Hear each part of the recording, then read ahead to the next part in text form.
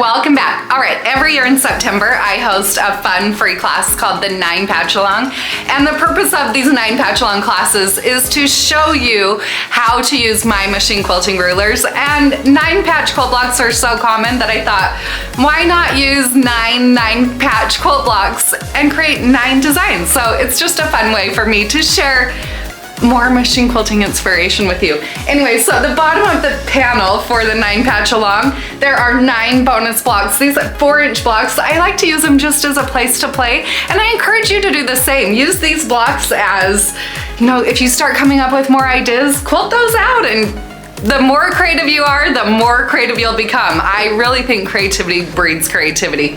Anyways, I'm excited to quilt today's design. We'll be using the mini 4-in-1 machine quilting ruler, and you can see that I've added our Piece and Quilt PopSocket ruler grip here to the top of it. I'll be doing all my quilting here on the Gamble 22-inch machine. I will be stitching in the stitch regulated mode, and I do have my stitch length set at 13 stitches per inch.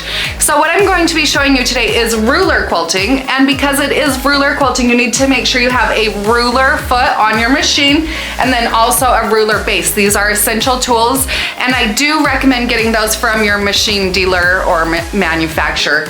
Anyways, I'm super excited. This awesome class, the 9 Patchalong 6.0, will be back in September of this year, but you can go at any time and join the first 5 versions and really start stepping up your ruler quilting skills. Anyways, let's hop down here and get doing a bit of quilting.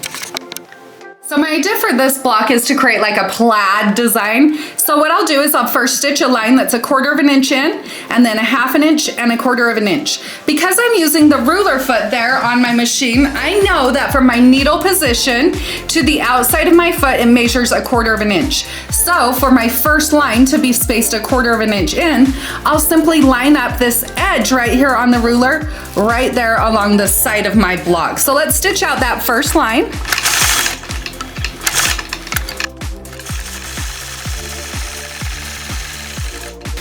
Okay, awesome, I like it. Next, I'm going to travel up my ditch 1/2 inch. So this time I'm going to be lining up the 1/2 inch marked line on the ruler, which is the first marked line, right on top of my previous stitch line. That'll make it so that the stitching lines are evenly spaced 1/2 inch apart. So you can see how I'm using the markings on the rulers instead of doing marking on the quilt.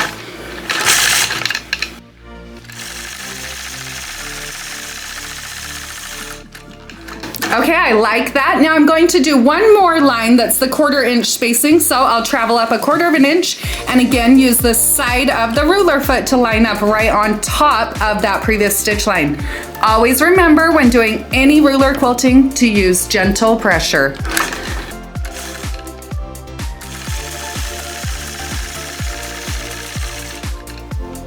Okay, I love it. I love the look that's creating. Now to create this plaid design, I'll repeat the same process coming from this side, coming from the top, and also from that side.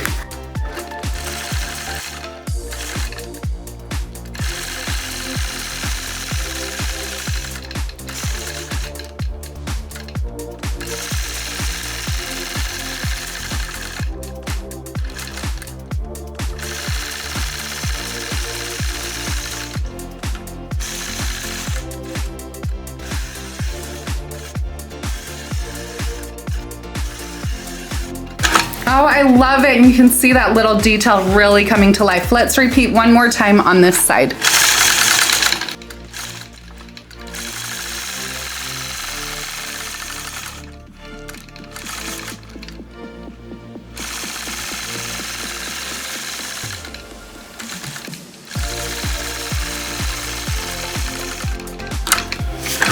I love it. I love how that block turned out. So simple, but so effective. You can pick up the mini 4-in-1 machine quilting ruler over on our website. But before you leave to head over there, don't forget to hit that subscribe button, and I will be back soon with another fun machine quilting video.